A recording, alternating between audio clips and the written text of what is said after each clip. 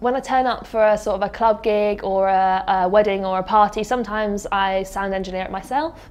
So I take my own mixing desk and I can mix the sound of the violin myself. With the club situation, I sort of generally you have to trust your sound engineer a lot, because a lot of the time you're on in-ear monitors, so you can't actually hear what you sound like in front of house anyway. So it's yeah, definitely about trust, and also just talking to them about what you want and what you want yourself to sound like. If you want a bit of reverb, or if it's more of like a electric vibe, you want maybe it sound a bit more like guitar. All those options are there for you if you bring pedals, and I sometimes do a bit of looping stuff, which can be quite fun, but it doesn't really happen in a club situation normally. Usually I'm sort of either moving through the crowd, which I find can be quite tricky because people try and grab your violin and they're sort of in the way a little bit, and also the bow is a bit lethal. Generally in a club you're raised on a stage or on a platform and you're kind of moving within, you know, a metre square or whatever it is. Usually with the sort of the function stuff I do with weddings and parties, I do move because often it's sort of in the meal part of a wedding, so you sort of can mingle around the tables but people are sat down. I think that's why people hire you to walk around, because they want their guests to have an experience with you. So I really do enjoy that as well.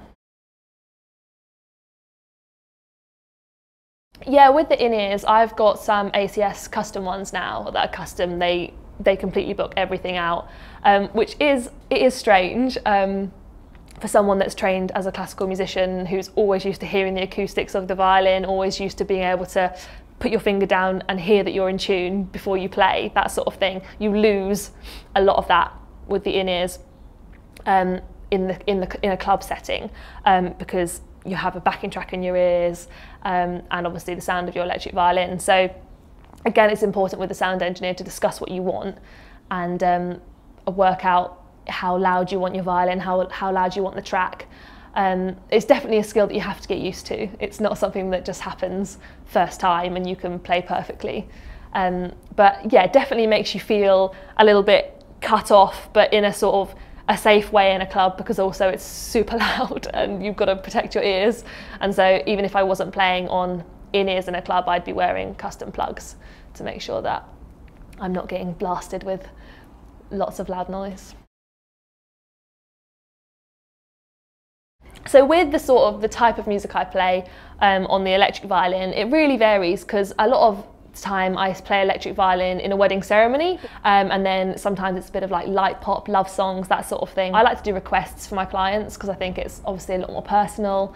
For people's weddings, you know, they get to choose what they walk down the aisle to, signing of the register and their exit music, and really anything else, because fortunately, we're lucky enough on the violin that we can pretty much play anything in any style, because we have a melodic instrument that can also be really percussive. And for the club stuff, a lot of the time it's just improvisation, because you need to use your ears for it. And it's actually, I see the club gigs and the disco gigs as a way for me to train my ears. And if a DJ just puts a track on, you've got to immediately recognise what key you're in or what sort of triad you need to use. You have to have a good sense of where you're going, of line, melodic line, but also with the sort of more house tracks in clubs, you can do a lot of percussive stuff, and you can do lots of running semiquavers and just kind of accented beats, just stuff that makes people think, oh, that was a bit different, a bit interesting.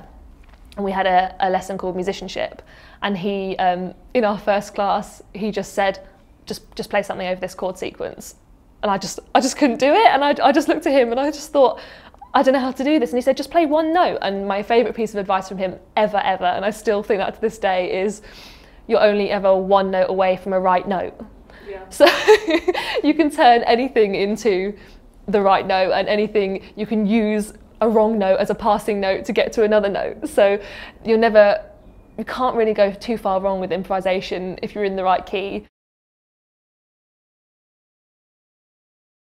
In my case, for an electric gig, is always 2 electric violins, or I take 1 electric violin and my acoustic violin and a band, a headway band, to amplify if everything goes wrong, and you can always rely on your acoustic. So 2 violins, and then I have a Sennheiser wireless mic pack, and Shure in-ear monitor pack and receivers, and my ACS earplugs in case in case I don't need to use in-ear. Generally I use my classical bow just because I'm used to the weight of it. I know where it bounces, I know where I can do all those tricks, and technically it's all there. Other people might use a slightly heavier bow for the electric stuff because you need like a bit more grit. So I guess it's just personal preference really on that one.